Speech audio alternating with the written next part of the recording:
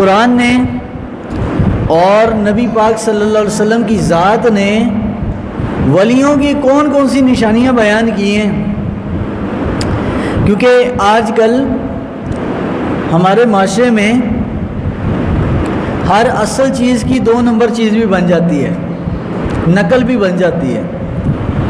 تو جس دور میں ہم جی رہے ہیں ہر چیز جو اوریجنل ہے اس کی کاپی ضرور موجود ہے، لیکن کمپنیاں اپنی اصل چیز جو اصل پروڈکٹ ہے اس کی کوئی نہ کوئی نشانی بھی بتاتی ہے۔ اسی طرح اللہ کو تو معلوم ہے، اللہ تعالیٰ کی ذات تو ازلی ابدی ہے اور ہمیشہ کا علم رکھنے والی ہے۔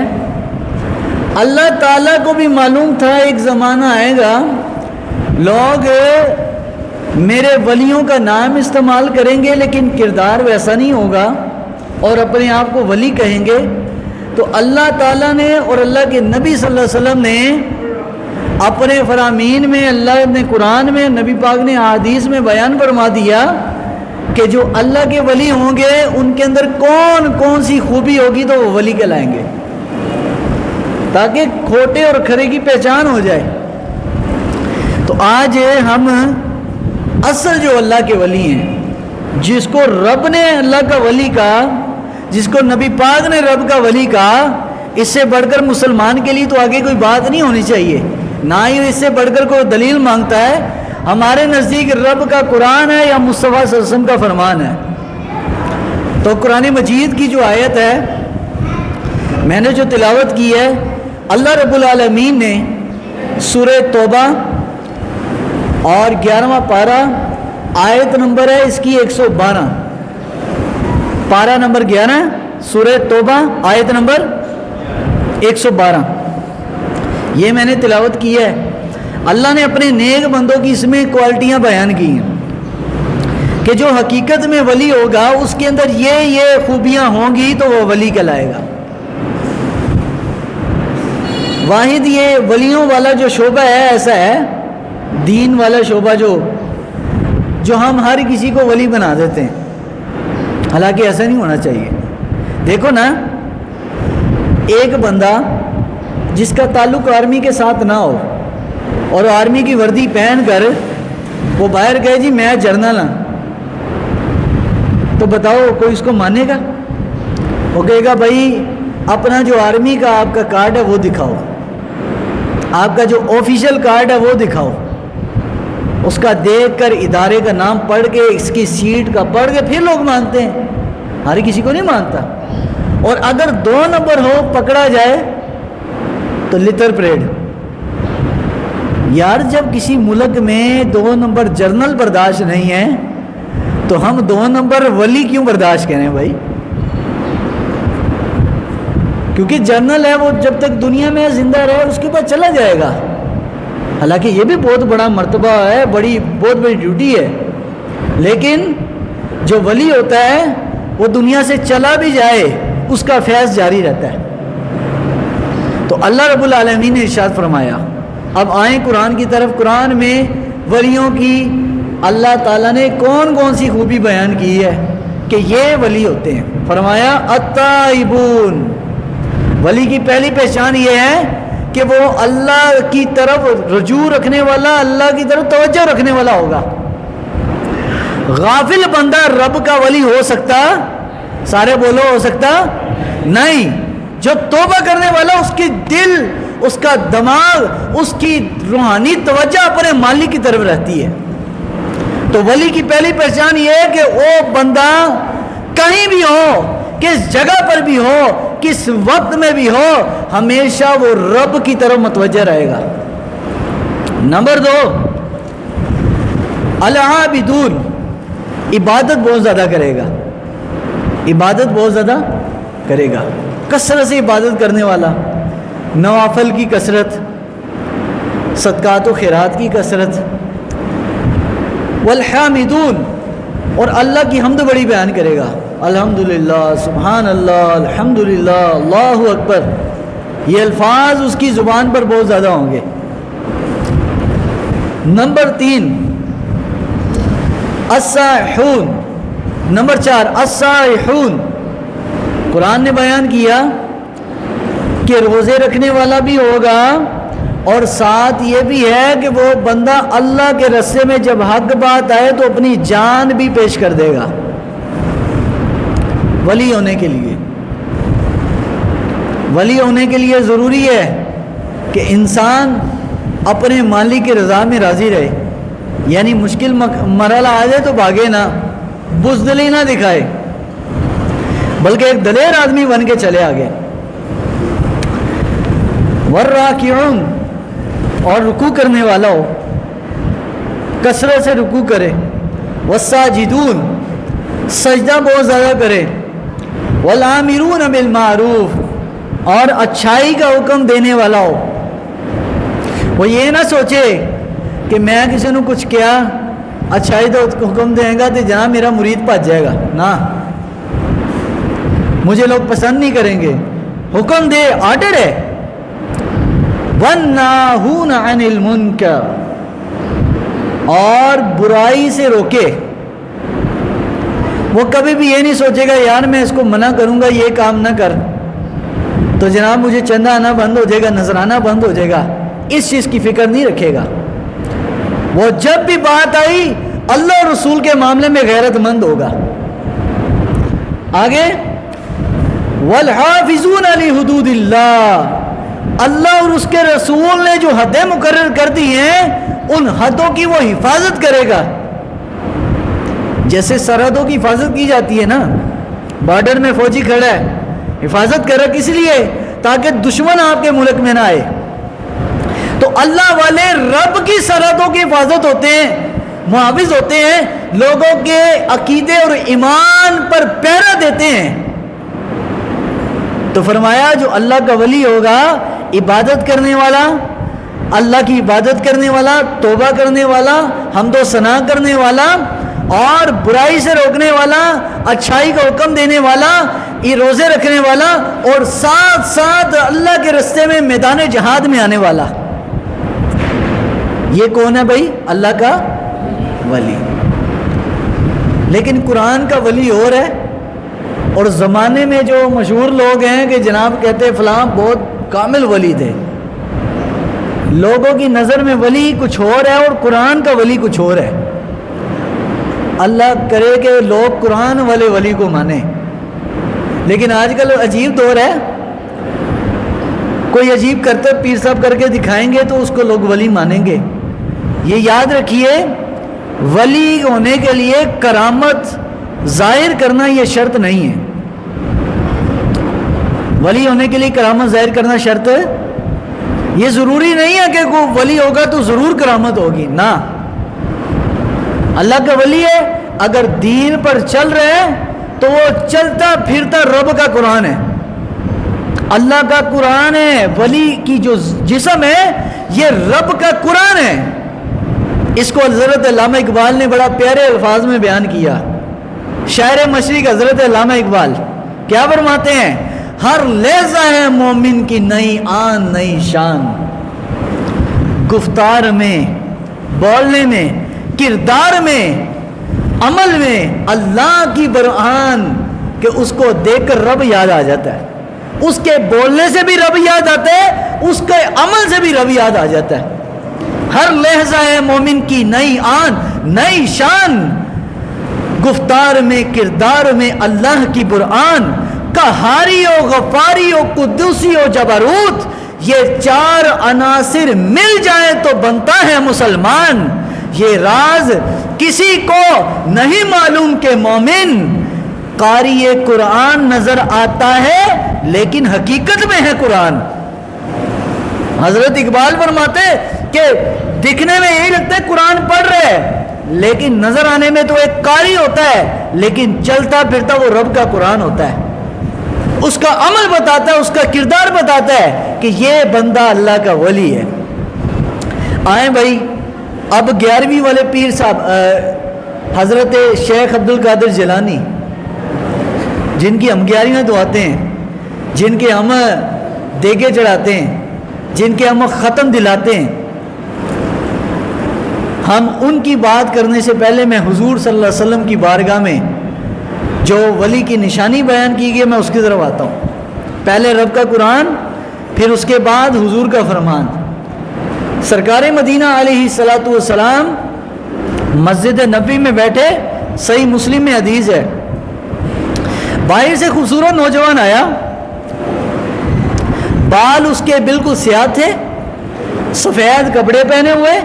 حضرت عمر فرماتے میں اس کو دیکھ رہا کہ یہ نہ تو کوئی مسافر لگتا ہے کیونکہ اس کے کپڑے بالکل صاف ستھرے ہیں، نہ یہ مدینے کا رہائشی ہے، لیکن ہے کون یہ؟ فرماتے مسجد نبوی میں جب آیا، حضور بیٹھے ہوئے تھے اپنے مصلی پر، آقا کریم صلی اللہ علیہ وسلم کی بارگاہ میں آ گیا، حضور کے بالکل سامنے دو زانوں میں، جیسے آپ خطبے کے دوران بیٹھتے ہو گھٹنے پہ ہاتھ رکھ کے دو زانوں ہو کے، فرماتے دو زانوں ہو کر نبی پاک کے بالکل سامنے حضور کے گھٹنے کے ساتھ گھٹنا لگا دیا، دو زانوں ہو کر بیٹھ، کلمہ پڑھ، اللہ کے ہونے کی گواہی دے، نبی کے ہونے کی گواہی دے، پھر نماز، روزہ، حج، زکوٰۃ، یہ ارکان دین بیان کیے، پھر ایمان کا بتایا جو ہم ایمان مفصل ایمان مجمل میں پڑھتے ہیں کہ اللہ پر، نبیوں پر، قیامت پر، فرشتوں پر، کتابوں پر اور تقدیر پر، اچھی بری تقدیر پر ایمان لا، یہ حضور نے بتایا۔ اس کے بعد جو تیسرا سوال ہے یہ ولیوں کے بارے میں پوچھا، یا رسول اللہ احسان کیا چیز ہے؟ نبی پاک علیہ السلام نے فرمایا احسان اس چیز کا نام ہے، احسان اس چیز کا نام ہے ان تعبد اللہ کأنک تراہ، کہ تو رب کی ایسے عبادت کرے گویا کہ تو رب کو دیکھ رہا ہے۔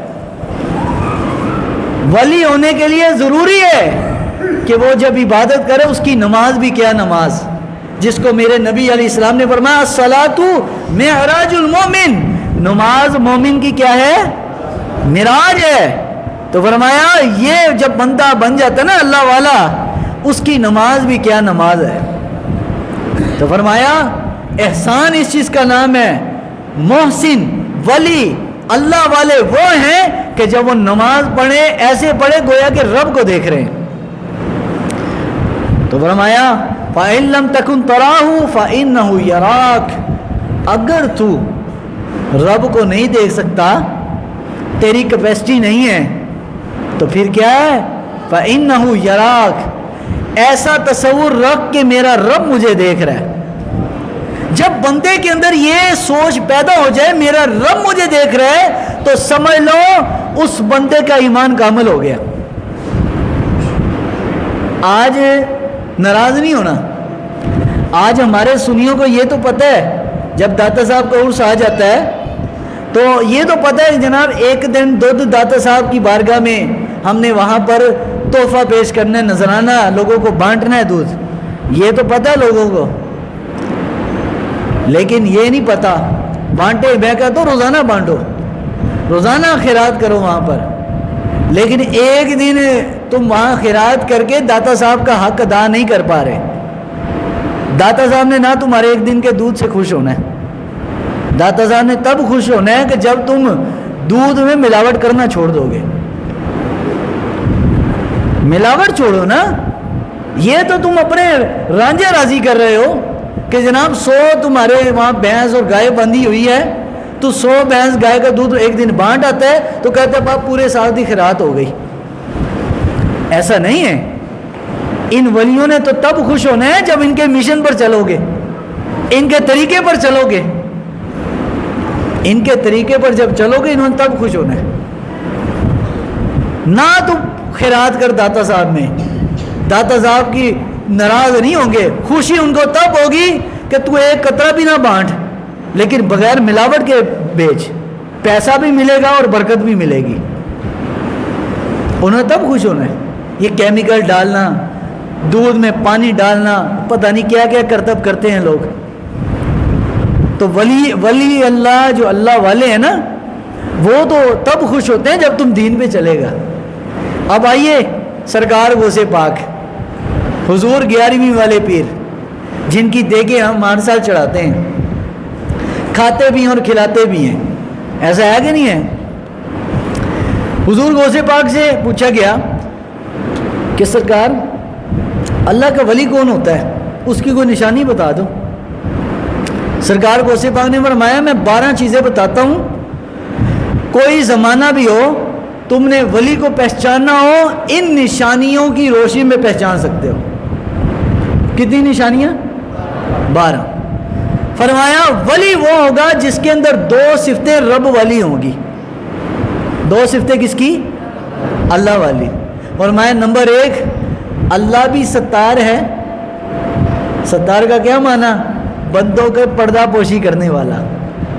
اللہ ستار ہے. جب ولی کے اندر کسی بندے کے اندر اللہ والی صفت آ جاتی ہے لوگوں کا وہ گناہ اور برائیوں پہ پردہ ڈالنا شروع کر دیتا ہے, چھپاتا ہے, کسی کو بتاتا نہیں ہے. اس کو پتہ ہے کہ یار یہ بندہ 2 نمبر ہے, یہ کرپٹ ہے, یہ بندہ جال ساز ہے, یہ بندہ ملاوٹ کرتا ہے, پتہ بھی ہے, لیکن اس نے اپنی زبان کو بند رکھا ہے, اس کے عیب پہ پردہ ڈالا ہے.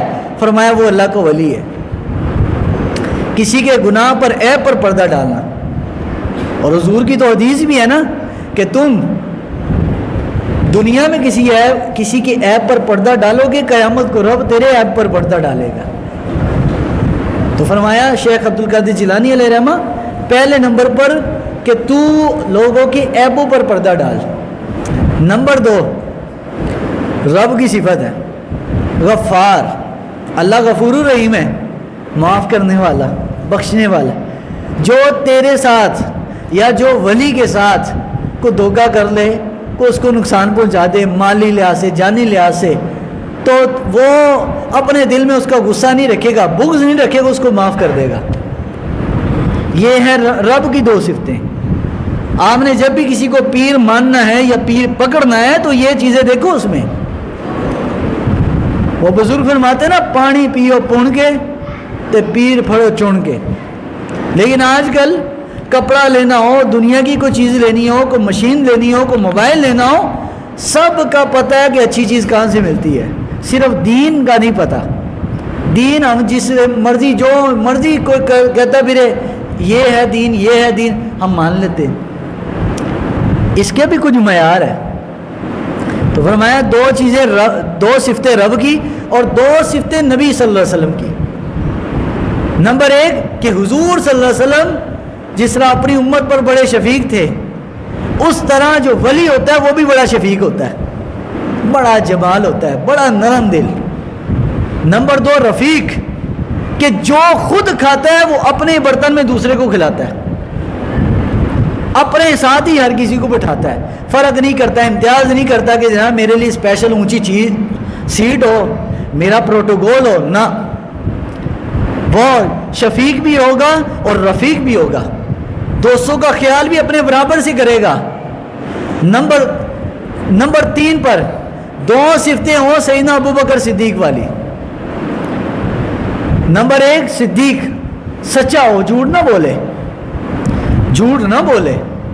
لیکن آج کل کے پیرانے حضرات کیا کرتے ہیں, جھوٹ بول بول کر لوگوں سے نذرانے لیتے ہیں. تیرے تے بڑی سختی آئی ہے, تو 4 بکرے دے کے جا, تو 5 بکرے دے کے جا. لوگ دیتے ہیں. مسجد میں مسجد کے لیے مولوی مانگ لے تو 10 روپے سے بڑا نوٹ نہیں آئے گا. یہ عوام کی میں آپ کو بات بتا رہا ہوں. لیکن جب اپنی ذات کی بات آ جائے نا تو پیر کو 5 بکرے بھی دے دے گا, اور وہ کیا جھوٹ بول کے لے گا. تو فرمایا کہ شیخ عبد القادر جیلانی رحمۃ اللہ علیہ کہ 1 صفت 2 صفتیں ہو ابو بکر صدیق کے, سچا ہو, جھوٹ نہ بولے. کیونکہ حضور نے فرمایا جو بندہ جھوٹ بولتا ہے نا فرشتے اس سے 40 میل دور بھاگ جاتے ہیں. اس بندے کریم نے اس کے منہ سے ایسی بدبو آتی ہے جھوٹ کی وجہ سے. تو فرمایا نمبر 2 پر مصدق, سچی بات کی تصدیق بھی کرے. اے نہیں کہ پیر صاحب کے اپنے مطلب کی بات ہو, ہاں میں تیرے نال ہاں, جب مشکل مرحلے پہ کھڑے ہونے کی بات ہے نہیں تو جھوٹ بول رہے ہیں. اچھا چاہے اپنا ہو یا بیگانہ ہو, کوئی سچی بات کرے اس کی تصدیق کرے, وہ مذہب اور مسلک نہ دیکھے. نمبر 2 حضرت عمر والی عادت ہو, امر بالمعروف و نہی عن المنکر, اچھائی کا حکم دے اور برائی سے منع کرے. نمبر 3 حضرت عثمان غنی والی 2 عادتیں ہوں کہ رات کو تلاوت کرے, قرآن کی تلاوت کرے, قرآن کے ساتھ اس کا تعلق ہو. لیکن آج تو پیر صاحب کو قرآن پاک کھولے ہوئے بھی بڑا عرصہ ہو گیا ہے. اصل پیری کو میں بات نہیں کر رہا, ہم خود پیروں کے مرید ہیں, لیکن میں ان کی بات کر رہا ہوں جنہوں نے یہ پیر والا شعبہ بدنام کیا ہوا ہے. اچھے لوگوں کا ہم ادب احترام کرتے ہیں, ان کی تو جوتیاں ہم اٹھاتے ہیں, لیکن یہ ان کی جنہوں نے ان بزرگان دین کو بدنام کیا ہے. حضرت عثمان غنی جیسی تلاوت ہو, قرآن پاک کے ساتھ تعلق, اور سیدنا عثمان کی طرح سخاوت بھی ہو, جمع کر کر کے اور نوٹ نہ رکھے, جب مشکل مرحلہ کسی مرید پر آئے اس کی مدد بھی کرے. اور حضرت سیدنا علی المرتضیٰ شیر خدا جیسا علم بھی ہو, دین کی سمجھ بوجھ بھی ہو, قرآن کھول کر حدیث کھول کر مرید کو مسئلہ بیان کر سکتا ہو کہ یہ قرآن میں لکھا ہے حرام ہے اور یہ حلال ہے. لیکن آج کل کے پیروں کو کون سمجھائے, ان کو تو پتہ ہی نہیں ہوتا. ان کو تو یہ نہیں پتا ہوتا نماز کن باتوں سے ٹوٹ جاتی ہے اور کن سے سجدہ سہو واجب ہوتا ہے, نہیں پتا. یہ جاہل پیروں کی بات کرو. بے علم نہ خواہد, بے علم نہ تواں خدا را شناخت. شیخ سعدی فرماتے ہیں کہ جاہل بندہ کبھی بھی رب کو نہیں پہچان سکتا. اور حضرت سلطان العربین سلطان بابو فرماتے ہیں کہ جاہل پیر سے, فرمایا جاہل پیر وہ کافر سے بھی بدتر ہے. کہ کافر تو خود اکیلا جاتا ہے نا, لیکن جاہل کی وجہ سے ہزاروں لوگ گمراہ ہوتے ہیں کہ لوگ اس کو مانتے ہیں. فرمایا حضرت علی کی طرح علم بھی ہو اور حضرت علی کی طرح شجاعت اور بہادری بھی ہو, حضرت علی المرتضیٰ کی طرح. تو بہرحال یہ جو مہینہ ہے یہ عرسوں کا مہینہ ہے, تو میں نے اولیاء کرام کی نشانی کے والے سے آپ کو بتانا. کیا ٹائم ہوگا؟ تو سیدہ داتا گنج بخش علی اجمیری اور دیگر اولیاء کے اس مہینے میں عرس آتے ہیں, تو داتا صاحب کے والے سے انشاءاللہ اگلے جمعے کو میں عرض کروں گا. لیکن ایک بات میں آپ سے کر دوں, جب یہ مہینے آتے ہیں نا عرسوں کے, تو لوگ مزاروں کے باہر کھڑے ہو کے ویڈیو بناتے ہیں کہ دیکھو بھائی یہ مزاروں پہ یہ کام ہو رہا ہے, ڈول ڈمکا ہو رہا ہوتا ہے, لوگ مزاروں کے طواف کرتے ہیں, مزاروں کو سجدے کر رہے ہوتے ہیں, اور وہ ان کو کچھ نہیں کہتے, وہ کہتے ہیں دیکھو اے سنی سارے یہو جن ہیں. ایک بندہ غلط کام کرتا ہے تو اس کی تہمت داتا صاحب پر, اعلیٰ حضرت پر لگاتے ہیں, لوگ ان کو گالی نکالتے ہیں کہ نعوذ باللہ انہوں نے یہ تعلیم دی ہے, حالانکہ کسی نے نہ اعلیٰ حضرت کی کتاب پڑھی ہوتی ہے نہ داتا صاحب کی کتاب پڑھی ہوتی ہے. تو خدا کے لیے میں سنیوں میں آپ سے ایک بات کہوں گا کہ مزاروں پہ جاؤ ضرور, صدقہ کرنا ہے, خیرات کرنا ہے, کرو, لیکن یار جو خلاف شریعت ہے نا کام, اس سے اپنے آپ کو بچاؤ. کیونکہ ولیوں کی جو قبروں کے اندر جو ولی لیٹے ہوئے ہیں نا, وہ آپ سے یہ نہیں مانگ رہے کہ تم وہاں پہ جا کے دھاگے باندھو. لوگوں نے تو نعوذ باللہ جاہلانہ رسمیں شروع کی ہوئی ہیں, وہاں پہ جا کے تالا لگایا ہوتا ہے, منت بنی ہے جی.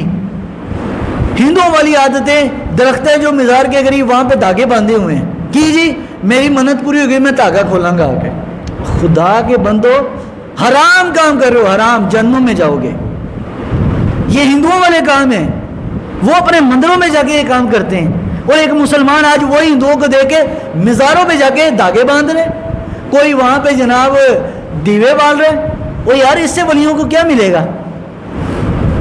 انہوں نے پوری زندگی قرآن لوگوں کو پڑھایا, دین پڑھایا, نبی پاک کا دین پہنچایا, اور تم ان کی روح کو کیوں خراب کر رہے ہو؟ انہوں نے ایسا نہیں سیکھا کہ اگر بتیاں بالنا آگے, یا دیوے بالنا تھے آگے, یا چراغ بالنا.